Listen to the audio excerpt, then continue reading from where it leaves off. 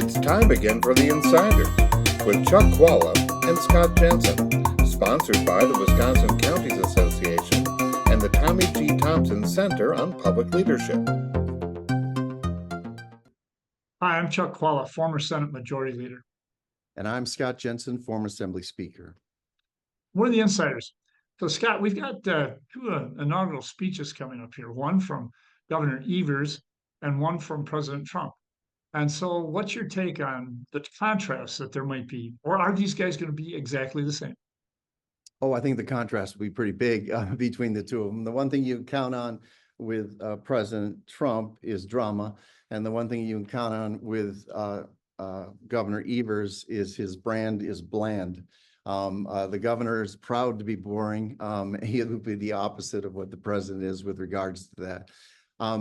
As a Republican and as an American, I would hope that we won't see the president deliver the same sort of inaugural address he did 8 years ago, which was dark, but rather one that is upbeat and promising and visionary.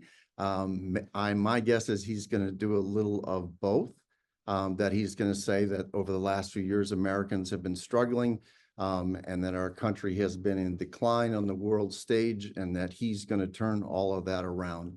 I hope that the speech is a little more Reagan-esque than he's often been, but you know what, towards the end of the campaign, he was pretty much upbeat in his speeches, and I hope he saw that that was a winning way to make your message come across. I think it's good with regards to Governor Evers.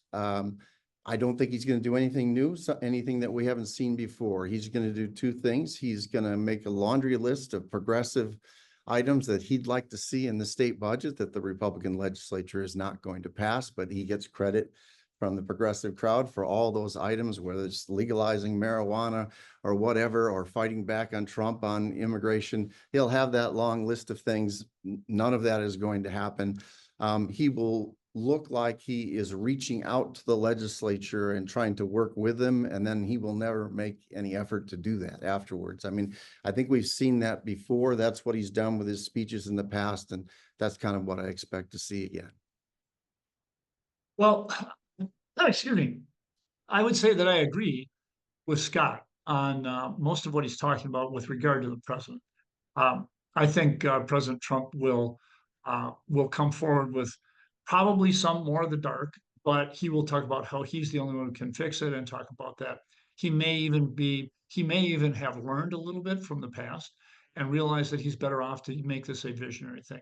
It's Reagan morning in America, which you want to hear rather than all the problems. And I think America is an optimistic country, and that's a better way to go. I disagree with Scott pretty substantially when it comes to Governor Evers. Not that Governor Evers is an exciting candidate who will produce fireworks at the speech, but that he is a person who will focus on substance. He will be very straightforward. He's the kind of guy that when you watch him at a time when there's a lot of anxiety, young people are having a heck of a time with all the social media stuff and everything. He's the kind of person that when you talk to him, I think you feel pretty good after you've listened to him. He sounds reasonable. He stays in the middle of the road and in a positive way, and talks about the things that we can do, and we can do many things here, better things with education, et cetera. And I think he meets the moment as far as Wisconsin citizens are concerned, who want to see better things done for their schools, and they also want to see property tax relief, et cetera. So I think that Governor Evers will come across well. I agree with Scott that he will have a number of different things that he'll bring up. And let me just focus on one to give you an idea of what's going on. Governor Evers has been willing to work with the legislature, but the legislature, mainly Robin Vos, has not been willing to work with him on anything. And a good example of that is marijuana. Out of the 50 states of the union, 40 of them have some kind of version, and probably even more now, have some version of legalization of marijuana. And whether it's for PTSD for soldiers or for all sorts of other reasons, it's really been widely accepted, at least medical marijuana. And yet it doesn't happen in Wisconsin. And that gives you an idea of just how unwilling Republicans are, even on wildly popular things, to get things done. Medicaid expansion is another example. Federal healthcare money that gives Wisconsin more than $1 billion a year, which would, and it should have been in place for more than 10 years, more than 12 years, and they cannot get it done. I think that this, what would you call it, obstructionism of the Republicans, in particular Robin Vos, will not serve them well. maybe they'll figure out before the election that it's their time to be on the ballot and people will be looking at them. But I think that Governor Evers' approach will be a good one. And I think it will put a spotlight on the Republicans. And I don't think this is going to stand them in good stead because I think people will say, you know, after nearly 20 years of Republican rule in the legislature, it's time to take the federal health care money. It's time to pass some kind of marijuana legislation. Other than the Deep South and a couple of box states out west, there's nobody else who does this.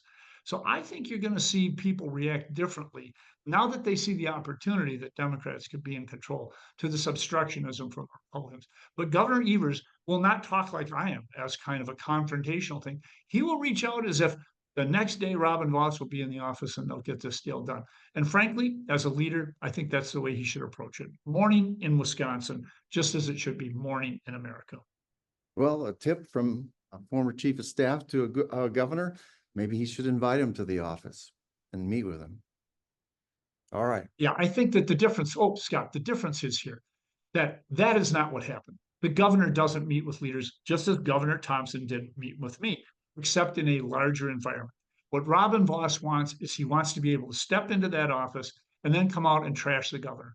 As long as Robin Vos maintains the attitude he has, he's not getting in that office. That's the reality. You got to talk to cooperate. All right. Yes, you do. See you next We'll time. argue about this one again and again. See you soon. You've been listening to The Insider with Chuck Chvala and Scott Jensen, sponsored by the Wisconsin Counties Association and the Tommy G. Thompson Center on Public Leadership.